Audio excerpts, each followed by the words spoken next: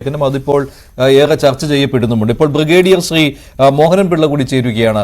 ശ്രീ മോഹനൻ പിള്ള, ഇന്ന് സൈന്യത്തിന്റെ ബെയിലി പാലം ഇതിപ്പോൾ ഒരു നാടിനു വേണ്ടി തന്നെ സമർപ്പിച്ചിരിക്കുകയാണ്. പലയിടങ്ങളിലും സൈന്യം ഇങ്ങനെയൊരു ദൗത്യം ഏറ്റെടുത്തിട്ടുണ്ടെങ്കിലും സൈന്യം തന്നെ പറയുന്നത് ഇത്രയും കഠിനമായ ഒരു രക്ഷാദൗത്യത്തിൽ ഞങ്ങൾക്ക് പങ്കെടുക്കേണ്ടി വന്നിട്ടില്ല എന്നാണ്. കാരണം അത്രയ്ക്കും കഠിനം, അതുപോലെ തന്നെ എത്തിപ്പെടാനുള്ള വൈഷമ്യം, ഇതൊക്കെ ഉള്ള ഒരു മേഖലയിലാണ് സൈന്യം ഇപ്പോൾ സ്തുത്യർഹമായ ഈ സേവനം അനുഷ്ഠിച്ചിരിക്കുന്നത്. എന്തായാലും പക്ഷേ ഈ ഒരു തെരച്ചിൽ കാണുമ്പോൾ ഇതിപ്പോൾ മണ്ണിനടിയിൽ കുടുങ്ങിക്കിടക്കുന്നവരെ എത്ര നാൾ തിരയണം എന്ന ഒരു പ്രീ പ്ലാൻ പോലും ഇല്ലാതെയാണ് മുന്നോട്ട് പോകുന്നത്. എന്താണ് താങ്കളുടെ ഒരു വിലയിരുത്തൽ ഇപ്പോൾ മുണ്ടക്കൈയിൽ നടക്കുന്ന ഈ രക്ഷാദൗത്യത്തെക്കുറിച്ച്?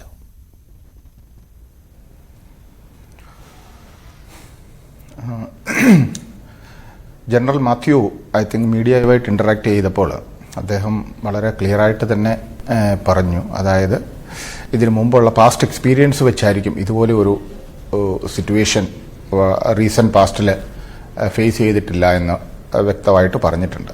അതുപോലെ തന്നെ ജീവനോടെ സർവൈവൽ ഉള്ള ആൾക്കാരെ അവിടെ നിന്ന് ഇനിയും കണ്ടുകിട്ടുന്ന പ്രയാസമാണ് എന്നും പറഞ്ഞു. അതിൽ നിന്ന് നമ്മൾ വായിച്ചെടുക്കേണ്ടത് ഈ കുത്തൊഴുക്കിൻ്റെ ശക്തി, അതിൻ്റെ എഫക്റ്റ്, പ്രഭാവം എത്രയും ആയിരുന്നു എന്നുള്ളതാണ്. അത് മഞ്ജുഷ നമ്മൾ ഒത്തിരി ഡിസ്കസ് ചെയ്യേണ്ട കാര്യമില്ല. നിങ്ങളുടെ മീഡിയ പേഴ്സൺസിൻ്റെ ക്യാമറാമാന്മാർ തന്നെ ഫോക്കസ് ചെയ്യുന്ന സ്ഥലങ്ങളിൽ എത്രയോ വലിപ്പമുള്ള കല്ലുകളാണ് കിടക്കുന്നത്. അത് കണ്ടാൽ തന്നെ അറിയാം എവിടെ നിന്ന് ഒഴുകി എവിടെ എത്തി എന്നുള്ളതും. അതുകൊണ്ട് ഈ ആൾക്കാർ അവിടെ മണ്ണിനടിയിൽ ആ സ്ഥലത്ത് ഉണ്ട് എന്ന് വിശ്വസിക്കുവാൻ അല്പം പ്രയാസമാണ്. കാരണം അത്രയും ഹെവി ഒബ്ജക്റ്റുകളെല്ലാം ഒഴുകിപ്പോയി കഴിഞ്ഞു. പിന്നെ അവിടെ കാണാൻ പ്രയാസം, നല്ല രീതിയിൽ പ്രയാസമാണ്. പിന്നെ ഒരു കാര്യം കൂടിയുണ്ട്. ഈ മ്യൂട്ടിലേറ്റഡ് ബോഡി, അതായത് എന്താ പറയുക, കണ്ടാൽ തിരിച്ചറിയാൻ വയ്യാത്ത രീതിയിൽ ഉള്ള ബോഡികളും ബോഡി പാർട്സുകളും അവയവങ്ങളും ഒക്കെയാണ് നമുക്ക് കിട്ടിയിട്ടുള്ളത്. അതിൽ നിന്ന് തന്നെ വളരെ വ്യക്തമായിട്ട് നമുക്ക് മനസ്സിലാകാം ഇതിൻ്റെ എഫക്റ്റ് എങ്ങനെയാണ്. മണ്ണിനടിയിൽ പൂണ്ട് കിടക്കുന്നത് കുറവായിരിക്കും. കുറവെന്ന് പറഞ്ഞാൽ തുലവും കുറവായിരിക്കും. കാര്യം ഇത് ഓൾറെഡി വളരെ ഹെവി ആയിട്ട് തന്നെ ഒലിച്ചു പോയിരിക്കുകയാണ് കംപ്ലീറ്റ്. ആ വീടിൻ്റെ പാർട്സ് ആണെങ്കിലും എന്താണെങ്കിലും. അതൊരു അവിടെ ചെല്ലുമ്പോൾ എല്ലാവരും പറയുന്ന ഒരു കാര്യം, മറ്റുള്ള നോർമൽ ഒരു ലാൻഡ് സ്ലൈഡിൻ്റെ രീതിയിൽ, അല്ലെങ്കിൽ ഒരു ഹെവി ലാൻഡ് സ്ലൈഡ് എന്നുള്ള രീതിയിലാണ് അവിടുത്തെ ഗ്രൗണ്ട് കിടക്കുന്നത് കണ്ടാൽ നമുക്ക് മനസ്സിലാക്കുന്നത്. എന്നിരുന്നാൽ തന്നെയും നെക്സ്റ്റ് ബെയിലി പാലം ഈ മെഷീനറി എല്ലാം കൊണ്ടുപോയി അവിടെ ഇളക്കുക എന്നുള്ളത് തന്നെയല്ല സൈന്യത്തിൻ്റെ ഉദ്ദേശം. കാര്യം നീഡ് ടു സിവിൽ അതോറിറ്റി എന്ന് പറയുമ്പോൾ എല്ലാ രീതിയിലുള്ള സപ്പോർട്ടും കൊടുക്കുക എന്നുള്ളതാണ് ഡിഫൻസ് ചെയ്യുന്നത്. അപ്പം എല്ലാ രീതിയിൽ ബേസിക്കലി ഉള്ള ഒരു കാര്യമെന്ന് പറയുന്ന അപ്രോച്ചാണ് സുഗമമായി അവിടെ വെഹിക്കുലാർ മൂവ്മെൻറ്റ്സ് ഉണ്ടാവുക, വാഹനങ്ങൾ, ഗതാഗത സൗകര്യം, വാഹനങ്ങൾ എത്തുക, എന്ത് അത്യാവശ്യ സാഹചര്യവും നേരിടുവാനും അസിസ്റ്റൻസ് പ്രൊവൈഡ് ചെയ്യുവാനുമുള്ള വാഹന സൗകര്യം എത്തുക എന്നുള്ളതാണ് എവിടെയാണെങ്കിലും ബേസിക് ആയിട്ടുള്ള നെസസിറ്റി. അപ്പോൾ അതനുസരിച്ചിട്ടാണ് ബെയിലി പാലം, അതുപോലെ തന്നെ ഒരു ടെമ്പററി പാലം, അതൊക്കെ വളരെ സമയം കുറച്ച് തന്നെ ചെയ്തിട്ടുള്ളതാണ്. അതും സൈന്യം നൽകിയിട്ടുള്ളത്. അപ്പോൾ ആ സൈന്യം നൽകി കഴിഞ്ഞപ്പോൾ അവർ വളരെ ക്ലിയർ ആയിട്ട് തന്നെ പറയുന്നുണ്ട്, അതെല്ലായിടവും അങ്ങനെയാണ്, അത് പറഞ്ഞില്ലെങ്കിൽ പോലും, till such time a permanent structure comes there. അതായത് പുതിയൊരു സ്ട്രക്ചർ, പുതിയൊരു പാലം അവിടെ വരുന്നത് വരത്തേക്കാണ് ഇത് അവിടെ നിർത്തുന്നത്. പക്ഷേ ചില സ്ഥലങ്ങളിലൊക്കെ നമ്മൾ കണ്ടിട്ടുണ്ട് ഇറ്റ് ടേക്സ് ഇയേഴ്സ്, വർഷങ്ങളോളം നിന്നതിന് ശേഷമാണ് അത് പോയിട്ടുള്ളത്. ചിലയിടത്തൊക്കെ പെർമനന്റ് സ്ട്രക്ചറായിട്ട് ഗവൺമെൻറ് റിക്വസ്റ്റ് അനുസരിച്ചിട്ട് നിന്നിട്ടുണ്ട്. നമുക്കറിയാം ശബരിമലയൊക്കെ ഈ ബെയിലി പാലം തന്നെയാണ് ഉള്ളത്. അത് സ്ട്രക്ചർ ഇപ്പോഴും അതുപോലെ തന്നെ ഉണ്ട്. അപ്പം ആ ഒരു രീതിയിൽ നമ്മൾ നോക്കുകയാണെന്നുണ്ടെങ്കിൽ, പക്ഷേ ഇതിന് ചിലപ്പം സമയം കൂടുതലെടുത്തു. അതിന് കുറച്ച് ടെക്നിക്കൽ പ്രോബ്ലംസും അതുപോലെ തന്നെ മെറ്റീരിയൽ എത്തുവാനും ഒക്കെയുള്ള പ്രശ്നമുണ്ടായി. കാര്യം അത് കുറേ ഐറ്റംസ് ഇവിടുന്ന് തന്നെ കണ്ണൂരിൽ നിന്നെത്തി, ബാക്കിയുള്ളത് ബാംഗ്ലൂരിൽ നിന്ന് വന്നു. അപ്പോൾ അങ്ങനെയൊക്കെയുള്ള ഒരു ടെക്നിക്കൽ ടൈം ഡിലേ എടുത്തു എന്ന് ശരിക്കും പറഞ്ഞു കഴിഞ്ഞാൽ ഡിഫൻസിൻ്റെ കണ്ടീഷൻസ് നമ്മളൊക്കെ വിഷ്വലൈസ് ചെയ്യുന്ന 1 ഡേ ആണ്. ഒരു ദിവസം കൊണ്ട് തന്നെയാണ് ഇത് കാര്യങ്ങൾ ചെയ്യുന്നത് സാധാരണ.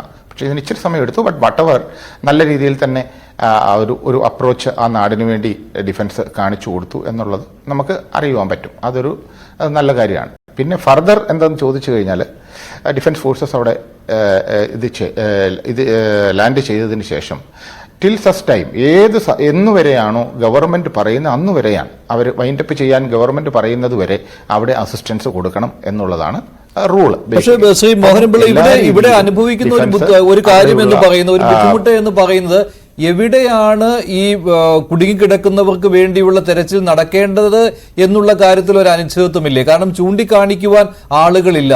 അവിടെ ജീവനോടെ അവശേഷിക്കുന്നവരുടെ എണ്ണം കുറവായതുകൊണ്ട് തന്നെ ഇപ്പോൾ ഒരു കുടുംബത്തിൽ തന്നെ എല്ലാവരും മണ്ണിനടിയിൽ പെട്ടുപോയിട്ടുണ്ടാവാം, അല്ലെങ്കിൽ ഒഴുകിപ്പോയിട്ടുണ്ടാകാം. അങ്ങനെ ജീവനോടെ ഉള്ളവർ ഇല്ല എന്നുള്ള ഒരു വലിയ ബുദ്ധിമുട്ടും ഒരു വലിയ സങ്കടകരമായ ഒരു അവസ്ഥയും ഉണ്ട്. അതിനാൽ തന്നെ ഇത് സ്പോട്ട് ചെയ്യുവാനായിട്ട് പോലും കഴിയുന്നില്ല എന്നാണ് അവിടുത്തെ ഒരു ഈ രക്ഷാ ദൗത്യത്തിലെ ഒരു തടസ്സമായിട്ട് കാണുന്ന ഒരു പ്രധാനപ്പെട്ട ഘടകം.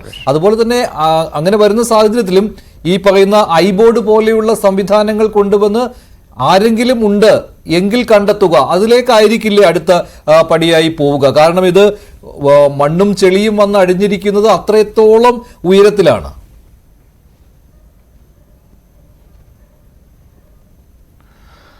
ഐബോർഡ് വരണമോ വേണ്ടയോ എന്നും ഉള്ള കാര്യങ്ങൾ തീരുമാനിക്കേണ്ടത് ഡിഫൻസ് അല്ല, അത് തീരുമാനിക്കേണ്ടത് സിവിൽ അഡ്മിനിസ്ട്രേഷനാണ്. കാര്യം അത് കൊണ്ടുവരുന്നത് ഒരു സിവിൽ ഏജൻസിയാണ്.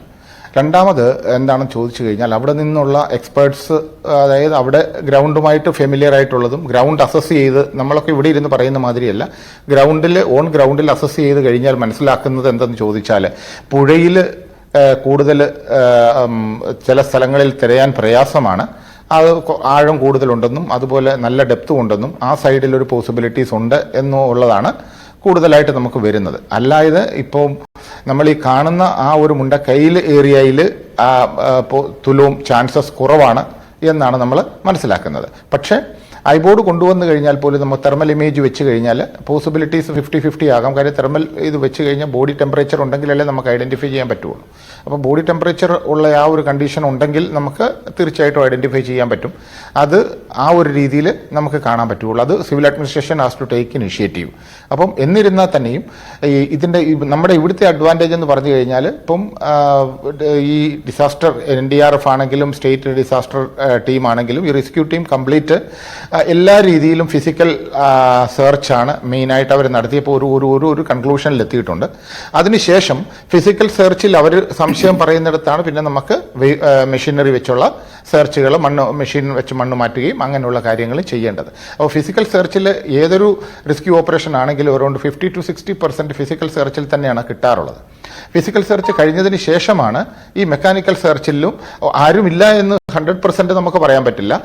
ജനറൽ പറഞ്ഞു എന്തെന്ന് ചോദിച്ചാൽ ജീവനോടെയുള്ളവരുടെ പോസിബിലിറ്റി വളരെ കുറവാണ്. അവിടെ നമ്മൾ ചെയ്യാവുന്നതിൻ്റെ മാക്സിമം സെർച്ച് ചെയ്ത് കഴിഞ്ഞു. ഫിസിക്കൽ സെർച്ചിൻ്റെ കാര്യമാണ് ഞാൻ റിപ്പീറ്റ്, ഫിസിക്കൽ സെർച്ച് അതാണ് ജീവനുണ്ടെങ്കിൽ നമുക്ക് അറിയാൻ പറ്റുക എന്ന് പറയുന്നത്. കാരണം എന്താണെന്ന് ചോദിച്ചു കഴിഞ്ഞാൽ ഓരോ സ്ഥലത്തും പോയിട്ട് എന്തെങ്കിലും പോസിബിലിറ്റി വെച്ച് സൗണ്ട് ഉണ്ടാക്കുകയും സൗണ്ട് ശ്രദ്ധിക്കുകയും സ്നൈഫർ ഡോഗിനെ വെച്ച് ശ്രദ്ധിക്കുകയും ഒക്കെ ചെയ്യുമ്പോൾ ഏത് തരത്തിലുള്ള എന്തെങ്കിലും ഒരു ജീവന്റെ കണികയെങ്കിലും ഉണ്ടെങ്കിൽ ആരെങ്കിലും റെസ്പോൺസ് ചെയ്യുമെങ്കിൽ പോലും ആ ഒരു ആക്ടിവിറ്റിയാണ് ഓൾമോസ്റ്റ് കംപ്ലീറ്റ് ആക്കിയിട്ടുള്ളത്. അപ്പോൾ അതിൽ നിന്നും ചില സ്ട്രക്ചറിനകത്ത് കുടുങ്ങിയിട്ടുണ്ടെങ്കിൽ സ്ട്രക്ചർ പൊട്ടിച്ച് അതിനുള്ളിൽ ഏതെങ്കിലും രീതിയിൽ ലൈഫ് ഉണ്ടോ എന്നറിയുന്ന ഒരു സിറ്റുവേഷൻ അത് സെർച്ച് ചെയ്തതിന് ശേഷമാണ് ജനറൽ അങ്ങനെ പറഞ്ഞിട്ടുള്ളത് എന്നാണ് ഞാൻ വിശ്വസിക്കുന്നത്. അതുകൊണ്ടാണ് ജീവനോടെയുള്ള ആൾക്കാരുടെ പോസിബിലിറ്റീസ് വളരെ കുറവാണ് എന്ന് അദ്ദേഹം പറഞ്ഞത്. പക്ഷേ ബോഡീസ് വീണ്ടും ഈ മണ്ണിനടിയിൽ 100% ഇല്ല എന്ന് നമുക്ക് റൂൾ ഔട്ട് ചെയ്യാൻ പറ്റില്ല. ഉണ്ടാവാം ഒരു എവിടെയെങ്കിലും തടഞ്ഞു നിന്ന് ആ ഒരു രീതിയിൽ. പക്ഷേ മറ്റുള്ള ലാൻഡ് സ്ലൈഡ് മാതിരി പോസിബിലിറ്റീസ് ഇവിടെ കുറവാണ്. അത് നദിയിലോ ഫർദർ സൈഡിലോ നദിയിൽ ആയിരിക്കാം കൂടുതൽ എന്നുള്ള രീതിയിലാണ് ഇപ്പോഴത്തെ ഒരു അസംഷൻ എന്ന് പറയുന്നത്. മഞ്ജു. ശരി.